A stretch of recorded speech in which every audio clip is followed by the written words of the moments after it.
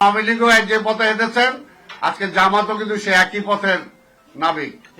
রাজনীতি দিয়েই ইনশাল্লাহ আমরা আওয়ামী লীগকে মোকাবেলা করেছি, রাজনীতি দিয়েই আমরা জামাত সহ সবাইকে মোকাবেলা করব। এই ব্যাপারে আমাদের নেতা শহীদ রাষ্ট্রপতি জিয়া রহমান বলেছিলেন, মানি ইজ নো প্রবলেম, এবং সেটা তিনি প্রমাণ করেছিলেন। যদি দুর্নীতিটা বন্ধ করা যায়, চুরি চোট্টামি যদি বন্ধ করা যায়, তাহলে বাংলাদেশের টাকা কোনো সমস্যা না। আজকে তারেক রহমানও কিন্তু আজকে সেই পথে হাঁটছেন। দুর্নীতি বন্ধ হলে মানুষের টাকা মানুষকেই দেয়া যায়। আজকে কেন দিবেন না? আজকে যারা গরিব আছে তারাও তো এই দেশের হকদার,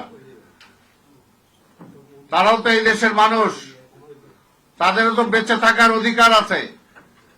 তাদের পাওনা যখন তাদের মেটানো হবে, তখন আপনাদেরও তো কষ্ট হয় কেন? আপনাদের তো কষ্ট হওয়ার কারণ নাই। কষ্টটা এক জায়গায়, যে বাংলাদেশের মুক্তিযুদ্ধের স্বপ্নটা বাস্তবায়িত হচ্ছে, কষ্টটা সেখানে। আর আপনাদের দুটি দলই মুক্তিযুদ্ধকে ইনডাইরেক্টলি বিরোধিতা করেছেন, মুক্তিযুদ্ধটা চান নাই। সেই কারণে আওয়ামী লীগও যে পথে হেঁটেছেন, আজকে জামাতও কিন্তু সে একই পথের নাবিক।